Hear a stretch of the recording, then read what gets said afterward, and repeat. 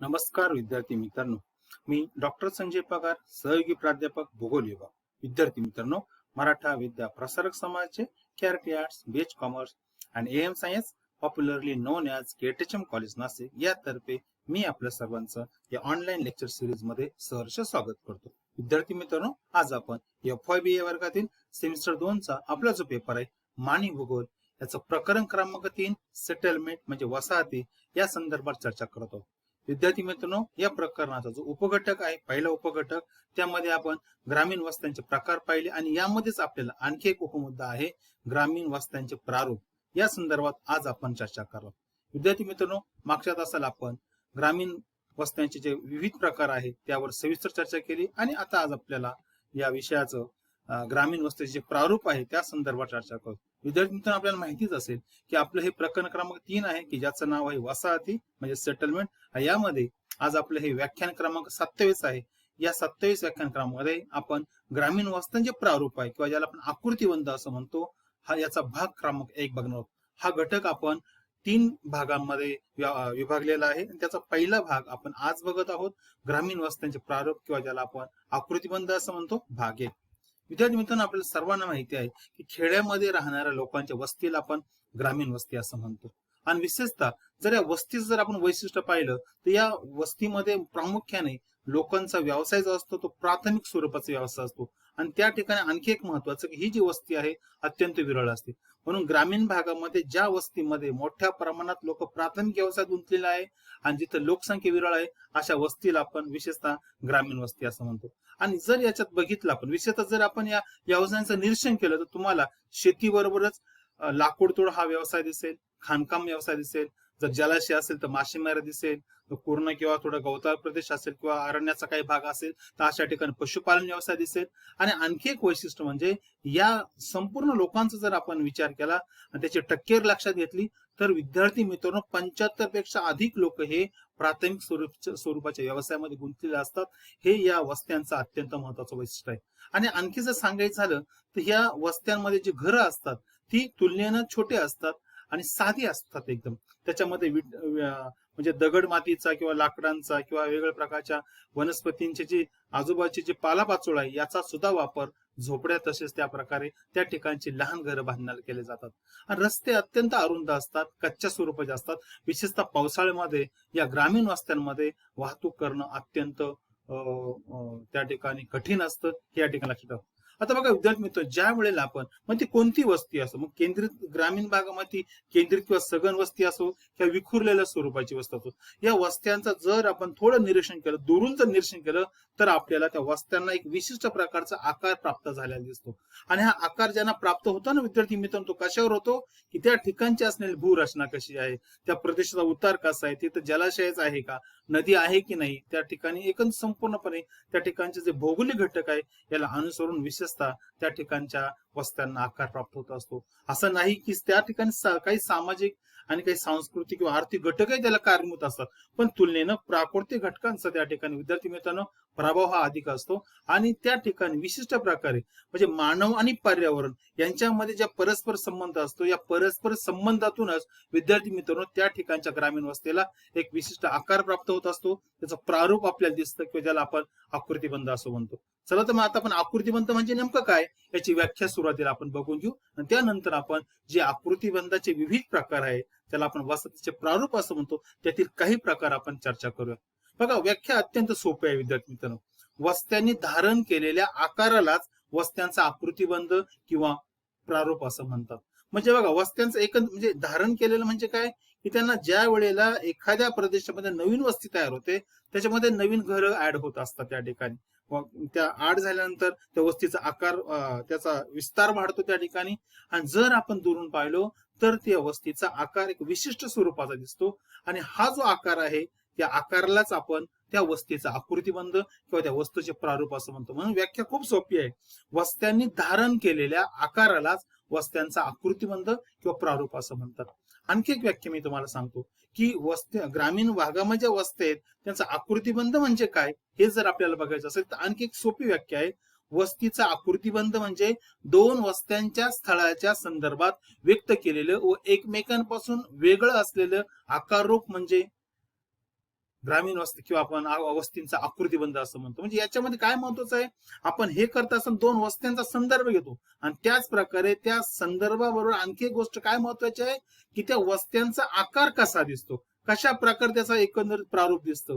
म्हणजे एकंदरीत त्या वस्त्यांना कोणत्या प्रकारचा आकार प्राप्त झाला आहे, त्या आकारालाच आपण त्या वस्तीचं आकृतीबंध किंवा वस्तीचं प्रारूप असं म्हणतो. आणि म्हणून विद्यार्थी मित्रांनो, तुम्ही आजूबाजूला आपल्या परिसरामध्ये जर बघितलं तर मला वाटतं अशा प्रकारच्या आकृतीबंध तुम्हाला त्या वस्त्यांमध्ये गेल्यावर नाही दिसणार, पण दुरून ज्या वेळेला आपण त्या वस्त्यांकडे बघतो ना विद्यार्थी मित्रांनो, त्यावेळेला आपण त्या ठिकाणी त्या आकृतीबंध ओळखू शकतो. किंवा आणखी एक तुम्हाला उदाहरण सांगतो, की ज्या वेळेला आपण एखाद्या उंच प्रदेशामधून त्या ठिकाणी जात असलो आणि तिथून जर आपल्या आजूबाजूला जर आपण थोडं खाली बघितलं आणि तिथं जर वस्त्या असेल, मला वाटतं जर तुम्ही महाबळेश्वरला गेला असेल, पाचगणीला गेला असेल किंवा नाशिकच्या संदर्भामध्ये तुम्ही सप्तशृंगीचा जो गड आहे वणीला, या ठिकाणी जर उभा राहिलात आणि आजूबाजूला जर पाहिलं, किंवा नाशिक प्रदेशामध्ये, नाशिक जिल्ह्यामध्ये अनेक प्रकारचे किल्ले आहेत, या किल्ल्यांच्या वरच्या भागावर गेलात, तिथून तुम्ही आजूबाजूला डोकावलात तर त्या ठिकाणी तुम्हाला ग्रामीण वस्त्यांचा आकार सहज पाहता येईल. म्हणजे मला काय सांगायचं आहे, की एखाद्या उंचावरून एखादा गड असेल किंवा डोंगराचा उंच भाग असेल किंवा पर्वत असेल किंवा पठार असेल, याच्या उंच भागावरून जर आपण आजूबाजूच्या प्रदेशामध्ये जर आपण डोकावलं तर मला वाटतं आपल्याला सहज त्या ठिकाणची जी ग्रामीण वस्ती आहे त्या वस्तीचा आकार आपल्याला आयडेंटिफाय करता येईल. किंवा आणखी एक महत्व सांगतो, भारतीय स्थळ निर्देशक नकाशाचे जे आहे, ज्याला आपण टोपोसिट असं म्हणतो, सर्व्हे ऑफ इंडियाने तयार केले अत्यंत छान असे नकाशे, यांचं जर तुम्ही निरीक्षण केलं ना विद्यार्थी मित्रांनो, मला वाटतं तुम्ही मागच्या म्हणजे 12वीला किंवा 11वीला किंवा कुठेतरी हा बघितला असेल, पण नंतरच्या काळामध्ये जर तुम्ही भूगोल स्पेशल घेतला तर मला वाटतं त्यावेळेला तुम्हाला ही नकाशा हाताळायला मिळतील, बघायला मिळतील. त्यावेळेला सुद्धा तुमच्या लक्षात येईल की ग्रामीण भागाचे ज्या वस्त्या आहेत त्यांना वेगवेगळ्या प्रकारचे आकार प्राप्त होत असतात आणि त्या आकारामागे त्या ठिकाणची भौगोलिक परिस्थिती, काही सामाजिक आणि काही सांस्कृतिक घटक असतात. चला तर विद्यार्थी मित्र, सुरुवातीला आपण अशा ग्रामीण भागामध्ये वस्त्या त्यांचे एकूण प्रारूप किती आहेत, आकृतीबंध किती आहेत, जे प्रमुख दहा आहेत त्याची आपण सुरुवातीला नावं बघूया.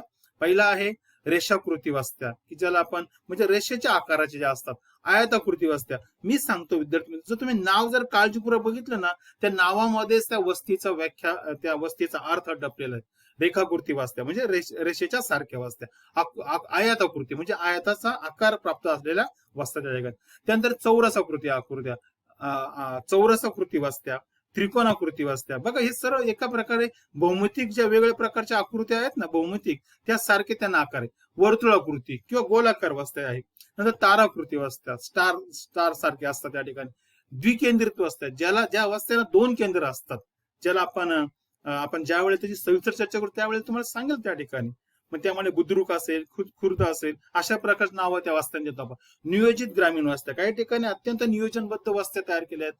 त्याच्यात आकारहीन वस्त्या, की ज्याचा आकार आपल्याला सहज सांगता येत नाही. वरचे जे आकार जर आपण बघितले, या आकाराचा आपण विशिष्ट प्रकार त्या आकाराला नाव दिलेलं, पण काही वेळेला काय असतं माहिती का विद्यार्थी मित्रांनो, की आपल्याला तो आकार आयडेंटिफायच करता येत नाही. सेपलेस आपण त्याला म्हणतो, म्हणजे आकारहीन वस्त्या. आणि काही वस्त्या ज्या आहेत त्या इंग्रजी अक्षरासारख्या, यू असेल, एल असेल किंवा वेगवेगळ्या प्रकारचे अक्षर असते त्या ठिकाणी, इंग्रजी अक्षराच्या वस्त्या असतात. किंवा याच्यामध्ये आणखी कदाचित काही वस्त्यांचे आकृतीबंध असेल, पण आपण जे प्रमुख दहा आहेत यावर आपण चर्चा करू. सुरुवातीला आजच्या या पहिल्या भागामध्ये आपण पहिले जे 3 प्रकार आहे, रेषाकृती वस्त्या, आयताकृती वस्त्या आणि चौरसाकृती वस्त्या, यावर चर्चा करूया.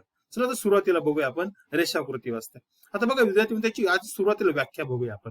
आता व्याख्या बघण्यापूर्वी आपल्याला माहिती असेल की जेव्हा घरे, रस्ता, नदी, समुद्र किनारा याला अनुसरून एका रेषेमध्ये बांधले जातात, तेव्हा त्याला आपण त्या ठिकाणी काय म्हणतो, रेषाकृती वस्त्या. म्हणजे तुम्ही जर इथं आकृती बघितली, साधी आकृती आहे, आकृती मागचं तत्व म्हणजे उद्देश हाच की तुम्हाला साधारणपणे त्या वस्त्यांचं प्रारूप कशा प्रकारे, की एक आता समजा हा एक सरळ भाग असतो, कदाचित या ठिकाणी नदी असेल किंवा एखादा सागरी किनारा असेल, त्या ठिकाणी रस्ता असेल, कालवा असेल किंवा काहीतरी असेल त्या ठिकाणी, त्याच्या दोन्ही बाजूला ज्या वेळेला घरांची बांधणी होते त्याच्यातून वस्ती तयार होते, तेव्हा त्याला आपण रेषाकृती वस्त्या असं म्हणतात. म्हणून विद्यार्थी मित्रांनो, आता आपण एकदम शास्त्र सुद्धा व्याख्या बघूया. व्याख्या दिसायला जरी थोडी मोठी असली, परंतु मात्र त्याचा अर्थ अत्यंत महत्त्वाचा, जो आपल्याला अपेक्षित आहे की रेषाकृती वस्ती आकृतीबंध म्हणजे काय, त्याच्यामध्ये जे अपेक्षित आहे ते या व्याख्यामध्ये आलेले आहेत. बघा काय आहे, काळजीपूर्वक बघा. नदी, कालवे, रस्ता किंवा रेल्वे मार्ग यांच्या दुतर्फा म्हणजे दोन्ही बाजूला, आणि पर्वतीय भागामध्ये पर्वताच्या पायथ्याला तसेच सरळ रेषेतील सागरी किनाऱ्यालगत ज्या अरुंद परंतु लांब पट्ट्याच्या आकारात ज्या वसाहती तयार होतात, त्या वसाहतींना आपण काय म्हणतो, रेषाकृती वस्त्या असं म्हणतो. म्हणजे याच्यामध्ये बघा प्रत्येक ठिकाणी काय महत्वाचं आहे, एक काहीतरी त्याला माध्यम आहे, एक आधार आहे. आधार कशाचा आहे, मग तो रस्ता असेल, नदी असेल, कालवा असेल, रेल्वे मार्ग असेल किंवा आणखी काही सागराच्या किनाऱ्या म्हणजे सागराच्या किनाऱ्याचा तो भाग असेल, काहीतरी असेल त्या ठिकाणी.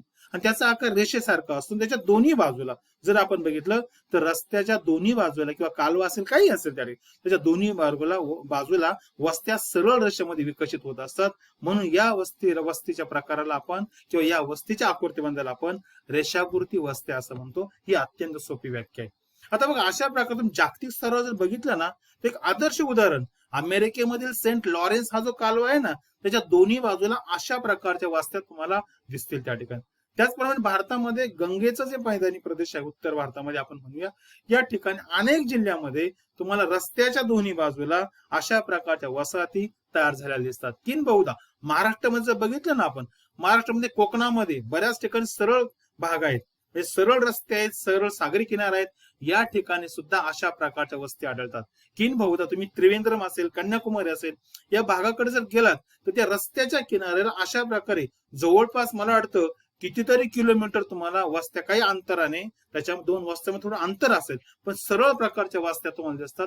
म्हणजे याच्या मागे, या निर्मिती मागे काहीतरी माध्यम असतं, काहीतरी मेन त्या ठिकाणी कारण असतं. आणि ते कारण मी सांगितलं, कदाचित रस्ता असेल, नदी असेल, कालवा असेल, सागरी किनारा असेल, काही एखादा भाग असेल त्या ठिकाणी, तर त्याच्या माध्यमातून या वसाहती तयार होत असतात आणि त्यांना एका प्रकारे रेषेच्या सरळ आकाराचा त्या ठिकाणी सरळ रेषेच्या आकारासारखा त्याला आकार प्राप्त होतो. आता याची काही वैशिष्ट्य बघूया आपण. वैशिष्ट्य अत्यंत सोपं आहे. पहिलं वैशिष्ट्य एकदम सोपं आहे की जी बहुधा आपण व्याख्यामध्ये बघितलंय. काय आहे पहिलं वैशिष्ट्य? सर्वात महत्वाचं की या वस्त्यांचा आकार हा सरळ रेषेसारखा असतो. कुठेही बघा तुम्ही, विशेषतः आपण एरियल फोटोग्राफीमध्ये जर तुम्ही काही इमेज जर पाहिलं त्याच्यामध्ये तुम्हाला अशा प्रकारच्या म्हणजे या प्रकारचा आकृतीबंध असलेल्या वस्त्या सहज तुम्हाला त्या ठिकाणी दिसतील. हा पहिला आहे सरळ रेषेसारख्यांचा आकार. दुसरं आहे सर्वात महत्वाचे की या वसाहतीमध्ये जे घरं असतात त्या घरांचं सुद्धा वैशिष्ट्य आहे. हे संपूर्ण घरे हे सुद्धा सरळ रेषेमध्ये असतात. कुठेही ते वाकड तिकड नसतात. त्या ठिकाणी एखादं घर अपवाद असू शकेल पण जनरली मी बोलतो की त्या वसाहतीमध्ये सर्व घर हे सरळ रेषेमध्ये असतात. आणि आणखी एक महत्वाचं वैशिष्ट्य काय आहे, ही घरं परस्परांजवळ असतात. म्हणजे परस्परांजवळ म्हणजे एकमेकांच्या एकदम जवळ असतात. त्याच्यामध्ये कदाचित छोटासा बोळ असू शकेल पण एकंदरीत जर आपण विचार केला की त्या घरांमध्ये फारसं अंतर नसतं. अत्यंत जवळ ती घरं त्या ठिकाणी बांधलेले असतात, वसलेले असतात. हे या आकृतीबंधाचं प्रमुख वैशिष्ट्य आहे. आणि आणखी याच्यामध्ये जे रस्ते आहेत त्याचा जर विचार केला ना विद्यार्थी मित्रांनो, की या वस्तीमध्ये रस्ते जे आहेत हे रस्ते सुद्धा अत्यंत त्या ठिकाणी लांब आहे आणि अरुंद आहेत. आणि अशाच प्रकार रस्त्यांना अनुसरून या वस्त्यांचा आकार सुद्धा अरुंद आणि लांब असतो. हे बघा की लांबी त्याची जास्त आहे आणि रुंदी त्याची काय आहे, कमी आहे. म्हणजे ते अरुंद आहेत या वस्त्या. आणि त्याचा जर लांबी जर बघितली, लांबी जास्त आहे, रुंदी अरुंद आहे. हे या वस्तीच्या आकृतीबंधाचं सर्वात महत्वाचं वैशिष्ट्य आहे. आणखी एक महत्वाचं की जर तुम्ही या वस्तीमध्ये असलेल्या घरांचं निरीक्षण केलं ना विद्यार्थी मित्रांनो, तर तुम्हाला या वस्त्यांमध्ये जी घरं आहे त्यांची दारं एकाच दिशेला त्या ठिकाणी, शक्यतो ज्या बाजूला रस्ता आहे रस्त्याच्या बाजूला त्या ठिकाणी त्याची तोंड असतात. हे या घरांचं सर्वात महत्वाचं वैशिष्ट्य आहे. मॅक्झिमम म्हणतो, एखादं घर अपवाद असू शकेल परंतु मात्र मॅक्झिमम जर आपण विचार केला तर घरांची दारं जी आहेत त्या वसाहतीमध्ये एकाच दिशेला, म्हणजे ज्या बाजूला रस्ता आहे त्या बाजूला त्याची तोंड असतात. हे या ठिकाणी महत्वाचं आहे. त्याच्यानंतर आणखी एक महत्वाचं, मी सुरुवातीला सांगितलं, परत एकदा सांगतो की ही घरं संपूर्णपणे एका रांगेत असतात. त्याच्यामध्ये जास्त म्हणजे वाकडे तिकडेपणा नसतो. एक सरळ रेषेमध्ये ती घरं असतात. त्याच्यामुळे हे या आकृतीबंधाचं, या ग्रामीण वस्त्यांच्या आकृतीबंधाचं, त्याच्यामध्ये रेषाकृती जो आकृतीबंध आहे याचं सर्वात महत्वाचं वैशिष्ट्य आहे, घरं हे शक्यतो एका रांगेत असतात. त्यानंतर दुसरा जो आकृतीबंध आहे तोही महत्वाचा आहे, आयताकृती आकृतीबंध. आता याची सुरुवातीला आपण व्याख्या बघूया. हे सर्व भौमितिक आकृत्या ज्या आहेत त्या प्रकारचा आकार प्राप्त झाले आहेत. आणि मला वाटतं त्या ठिकाणी ज्या वेळेला आपण कोणत्याही आकाराचे आपण त्या ठिकाणी आकार आपण वर्णन करतो त्यावेळेला त्या आकारामध्ये विशेषतः भौमितिक ज्या आकृती आहेत त्यांचं प्राबल्य किंवा त्यांचं डॉमिनन्स जास्त असतो आणि त्याच्या आधारेच आपण ते नाव देत असतो. बघा आयताकृती नावातच आहे, म्हणजे याचा अर्थ काय, ज्या वस्त्यांचा आकार हा आयताकृती आहे अशा वस्त्यांना आपण काय म्हणतो, त्या ठिकाणी आयताकृती वस्त्या असं म्हणतो. आता बघा विद्यार्थी मित्रांनो, यामध्ये पहिली आपण व्याख्या बघूया. एकदम सोपी व्याख्या आहे. सुपीक मैदानी प्रदेशामध्ये आयताकृती शेती क्षेत्र आणि रुंद असतं. पर्वतरांगा, नद्यांच्या खोऱ्यात रस्ते एकमेकांनी मिळतात. तेथे रस्ते रुंद व लांब पट्ट्याच्या आकाराच्या वस्त्या तयार होतात. त्याला आपण, त्या आकृतीबंधाला आपण काय म्हणतो, आयताकृती आकृतीबंध असं म्हणतो. बघा विद्यार्थी, सर्वात महत्वाचं ही व्याख्या बघा, काळजीपूर्वक बघा, की सुपीक मैदानी प्रदेश ज्या ठिकाणी असेल ना, अशा ठिकाणी बऱ्याच वेळेला शेतीचं क्षेत्र हे आयताकृती असतं. किंवा पर्वतीय भागामध्ये जे नद्या खोरे आहेत त्या ठिकाणी अनेक रस्ते एकमेकांना येऊन मिळतात. त्याच्यामुळे त्या ठिकाणी ते काटकोनामध्ये छेदत असतात. त्याच्यामुळे त्या रस्त्यांना अनुसरून त्या ठिकाणी ज्या वेळेला त्या रुंद आणि लांब पट्ट्यामध्ये ज्या वेळेला वसाहती तयार होतात, तेव्हा त्या वसाहतींना एका आयताप्रमाणे आकार प्राप्त होतो. आणि या आकृतीबंधाला आपण आयताकृती वस्त्या असं म्हणतो. हे सर्वात महत्वाचं आहे. म्हणजे बघा या व्याख्येमध्ये काय महत्वाचं आहे, सुरुवातीला आपण काय, कोणतं ठिकाण हे आपण त्याच्यामध्ये मग सुपीक मैदानी प्रदेशातील शेती क्षेत्र असो किंवा पर्वतीय रांगामध्ये किंवा नद्या खोऱ्यामध्ये जे दोन रस्ते एकमेकांना काटकोनात येऊन छेदतात ते ठिकाण असो, आणि या ठिकाणच्या वेळेला रुंद आणि लांब पट्ट्याच्या आकाराच्या वसाहती तयार होतात. आणि त्यांचा आकार ज्या वेळेला आयताकृती दिसतो, तेव्हा त्या वसाहतीच्या आकृतीबंधाला आपण आयताकृती वस्त्या असं म्हणतो. हे सर्वात महत्वाचं आहे. आता जगाचा जर विचार केला ना विद्यार्थी मित्र, जवळपास मी तुम्हाला सांगतो की 60% लोक आजही ग्रामीण भागामध्ये राहतात. आणि कदाचित आपल्या भारतामध्ये याचं प्रमाण थोडंसं जास्त आहे. पण सांगा तात्पर्य असं की या सर्व ग्रामीण भागाचं जर तुम्ही ऑब्झर्वेशन केलं ना, तुमच्या लक्षात येईल की बहुतांश वस्त्यांचा आकार हा आयताकृती आहे. हे या आकृतीबंधाचं सर्वात महत्वाचं वैशिष्ट्य आहे. आणि नद्यांच्या सुपीक प्रदेशामध्ये किंवा आता मी सांगितलं की जास्त करून या आकृतीबंध आपल्याला कुठे दिसेल, की ज्या ठिकाणी सुपीक मैदानी प्रदेश आहे, शेतीचा विकास झालेत असं ठिकाण असेल, रुंद पर्वतीय रांगा असेल किंवा नद्या खोऱ्यांमध्ये नद्यांचा जो खोऱ्याचा भाग आहे, या ठिकाणी अशा प्रकारचं त्या ठिकाणी आकृतीबंध दिसेल. हे महत्वाचं आहे.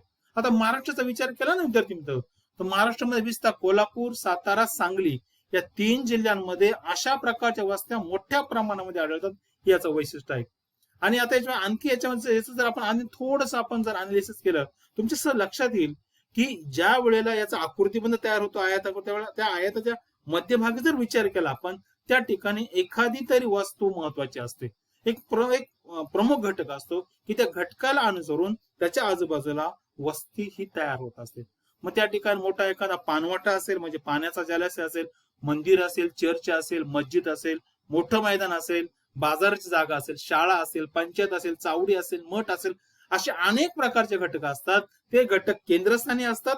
त्याच्या आजूबाजूला आयताकृती त्या ठिकाणी त्या वस्तीचा विकास होत असतो. आणि त्या ठिकाणी त्या विकासानंतर त्या वस्तीला किंवा त्या वसाहतीला त्या ठिकाणी आयताकृती आकार प्राप्त होतो. हे याचं सर्वात महत्वाचं वैशिष्ट्य आहे.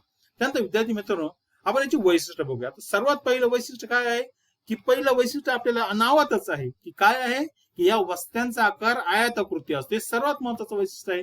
तुम्ही ज्या वेळेला कोणत्याही वसाहतीचं त्या ठिकाणी वर्णन कराल ना, त्यावेळेला त्याचं पहिलं वैशिष्ट्य काय लिहायचं, की त्याचा आकार कसा आहे, तो आकार नेमका भौमितिक जी आकृती आहे कशा प्रकारे.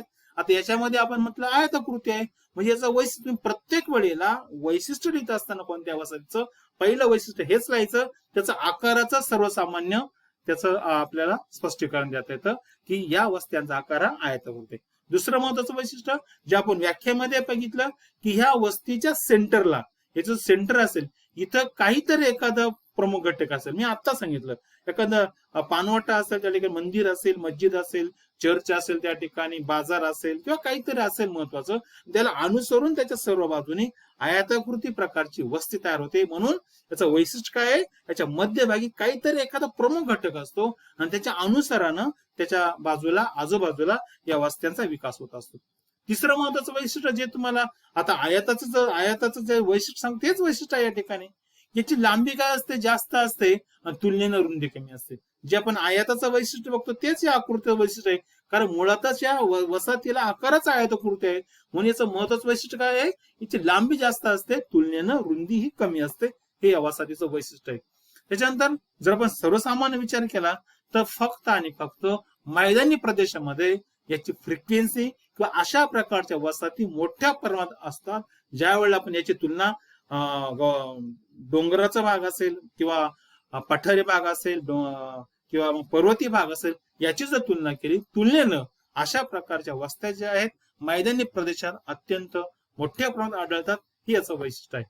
त्यानंतर सर्वात महत्वाचं वैशिष्ट्य की या वस्त्या ज्या असतात जगामध्ये सर्वात जास्त, मी म्हंटल ना आता 60% वस्ती असतात. म्हणजे जगामध्ये सर्वात जास्त ग्रामीण भागामध्ये जर वस्तीचा आयत प्रकार असेल किंवा तो वस्तीचं प्रारूप असेल, ते आहे आयताकृती आकृतिबंधन. म्हणून हे अत्यंत महत्वाचं वैशिष्ट्य आपलं सांगतात. त्याच्यात आणखी एक महत्वाचं आकृतिबंध आहे, तो म्हणजे चौरस आकृतिबंध. म्हणजे त्या नावातच आहे की जर आपण चौरस आकृती वस्त्या म्हणजे काय, की ज्या ठिकाणी दोन रस्ते एकमेकांना छेदतात किंवा त्या रस्त्याच्या चारही बाजूला ज्या वेळेला वस्तीचा विकास होतो तेव्हा त्या वस्तीला चौरसाकृती वस्ती असं म्हणतात. हे सर्वात महत्वाचं आहे. आता बघा, याच्यामध्ये असं नाही की एखाद्या मी आकृतीमध्ये जर आपण या व्याख्यामध्ये पाहिलं की दोन रस्ते एकमेकाला छेदतात आणि त्याच्या अनुसारण चारही बाजूला ज्या वेळेला वस्त्यांचा विकास होतो त्यावेळेला त्या ठिकाणी चौरसाकृती वस्त्या. पण विद्यार्थी म्हणतो या ठिकाणी कदाचित असं असू शकेल, एखाद्या ठिकाणी दोन रेल्वे मार्ग असू शकतील, एखाद्या ठिकाणी दोन कालवे असू शकतील किंवा अशा प्रकारे वेगळं काही असू शकेल. पण सर्वसामान्य जर आपण व्याख्याचा विचार केला तर ती व्याख्या करताना साधारणपणे आपण असं म्हटलं जातो की ज्या ठिकाणी दोन रस्ते एकमेकाला छेदतात व त्या रस्त्यांच्या चारही बाजूला, ज्यावेळेस दोन छेदले म्हणजे त्याचे चार भाग पडतात आणि म्हणजे चारही बाजूला वस्त्यांचा विकास होतो, विस्तार वाढतो आणि त्यातून त्याला चौरसाकृती आकार प्राप्त होतो, तेव्हा त्या वस्तीला आपण चौरसाकृती वस्ती असं म्हणतो. हे सर्वात महत्वाचं आहे.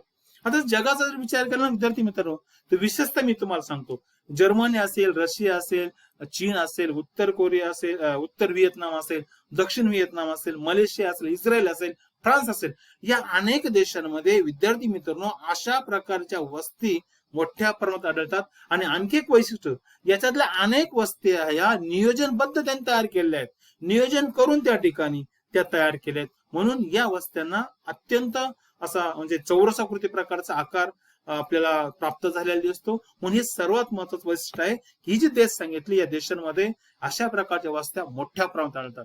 भारतामध्ये सुद्धा बऱ्याच वेळेला जर आपण एखादा प्रकल्प किंवा प्रोजेक्ट सुरू करतो आणि त्या ठिकाणचं वस्तीचं स्थलांतर करायचं जर वेळ येते, त्यावेळेला अशा स्थलांतरातून ज्या ज्या वेळेला पुनर्वसन केलेलं आहे, पुनर्वसन करताना ज्या ज्या खेड्यामध्ये ग्रामीण भागामध्ये ज्या वसाहती तयार झाल्या आहेत त्या वसाहती भारतामध्ये बऱ्याच प्रमाणामध्ये चौरसाकृती आहे. ही याचं महत्वाचं वैशिष्ट्य आहे. आणि ज्या वेळेला आपण चौरसाकृती वस्त्यांचं वितरण बघतो त्यावेळेला आपल्याला असं लक्षात येतं हे सुद्धा की यांचे प्राबल्य विशेषतः ग्रामीण भागामध्ये ज्या ज्या ठिकाणी सपाट मैदानी प्रदेश आहे किंवा नद्यांचा खोऱ्यांचा प्रदेश आहे त्या ठिकाणी या चौरसाकृती वस्त्या या मोठ्या प्रमाणात आढळतात. हे याचं महत्वाचं विषय. याची काय वैशिष्ट्य बघा. पहिलं सर्वात महत्वाचं वैशिष्ट्य आपल्याला नावातच आहे की या वस्तीचा आकार हा काय असतो, चौकोनी असतो. आपण बघा की नावातच आहे की चौरसाकृती म्हणजे चौकोनी प्रकारचा आकार असतो. या वस्त्यांचे महत्वाचं वैशिष्ट्य आहे. आणि मी आता सांगितलं की ज्या वेळेला बऱ्याच वेळेला की ज्या वेळेला आपण एका ठिकाणी धरण बांधत असतो किंवा विद्युत प्रकल्प बांधत असतो किंवा एखादा त्या ठिकाणी बहुउद्देशीय प्रकल्प बांधतो त्यावेळेला काय होतं, तिथं ज्या वस्त्या असतात ज्या अफेक्टेड असतात त्या वस्त्या आपण तिथून उठवून दुसऱ्या ठिकाणी सुरक्षित ठिकाणी आपण तयार करतो. त्यावेळेस ते तयार करत असताना जे नियोजन पूर्ण पुनर्वसन करण्यासाठी जो आराखडा तयार केला तो आराखडा मुळातच चौकोनाकृती केला जातो. आणि म्हणून भारतामध्ये असेल किंवा जगामध्ये, मी आता जी युरोपियन देशाची नावं घेतली त्या अनेक देशांमध्ये अशा प्रकारचं नियोजन करून त्याच्या माध्यमातून जाणीवपूर्वक या वसाहती तयार केल्या आहेत आणि यांचा आकार कसा असतो, चौकोनी असतो. हे या वसाहतीचं महत्वाचं वैशिष्ट्य आहे. त्याच्यानंतर आणखी एक जसं आपण चौकोनाचं बघितलं वैशिष्ट्य काय आहे, त्याची लांबी आणि रुंदी जवळपास सारखीच असते. ज्या अर्थी या वस्त्यांचा आकार चौकोन आहे त्या अर्थी या वस्त्यांची सुद्धा लांबी आणि रुंदी चौकोनासारखी जवळपास सारखी असते. हे या वसाहतीचं सर्वात महत्वाचं वैशिष्ट्य आहे. त्यानंतर विद्यार्थी मित्रांनो, याही वस्त्या बाकीच्या वस्त्यांमध्ये आपण बघितलं ना, याही वस्त्या प्रामुख्याने या मैदानी प्रदेशामध्ये नद्याच्या खोऱ्यामध्ये मोठ्या प्रमाणात विकसित झालेला आहे की ज्या ठिकाणी शेतीसारख्या अनेक प्राथमिक व्यवसायाचं प्राबल्य असतं. हे या वसाहतीचं महत्वाचं वैशिष्ट्य आहे. आणि आणखी एक महत्वाचं, ज्या वेळेला आपण त्या वसाहतीमध्ये फिरतो त्यावेळेला जर तुम्ही त्या गल्ल्या बघितल्या, ज्याला लेन जर बघितलं आपण, त्या गल्ल्या एकमेकांना समांतर असतात आणि काटकोनात छेदतात. हे सर्वात महत्वाचं वैशिष्ट्य आपल्याला या चौरसाकृती जो आकृतिबंध आहे वस्त्यांचा याचा आपल्याला आढळून येतं. आणि म्हणून विद्यार्थी मित्रांनो, जर आपण बघितलं युरोपियन देश असेल किंवा भारतामध्ये असेल, अशा प्रकारच्या वस्त्यांचं विशेषतः ग्रामीण भागामध्ये प्राबल्य जास्त आढळतं. किंबहुदा मी आत्ताच सांगितलं की ज्यावेळी आपण नियोजन करतो, नियोजन करत असताना सुद्धा या आकृतीबंधाला आपण अधिक प्राधान्य देतो. त्याचाही विचार या ठिकाणी, त्याचा प्रभाव या ठिकाणी जाणवतो. म्हणून जगामध्ये याही वस्त्यांचं प्रमाण तुलनेनं इतर बाकीच्या वस्त्यांपेक्षा, वस्त्यांच्या आकृतीबंधापेक्षा हा आकृतीबंध अधिक प्रमाणात विस्तारलेला आहे आपल्याला दिसतो. हे याचं वैशिष्ट्य आपल्याला सांगतात. विद्यार्थी मित्रांनो, या ठिकाणी आपण ग्रामीण भागातील ज्या वस्त्या आहेत यांचं प्रारूप किंवा आकृतीबंध काय आहेत याची व्याख्या बघितली आणि याच्यातले काही जे प्रमुख 3 प्रकार आहेत यावर आपण चर्चा केली. पुढच्या तासाला आणखी काही प्रकारावर आपण चर्चा करूया. तोपर्यंत मी थांबतो. धन्यवाद.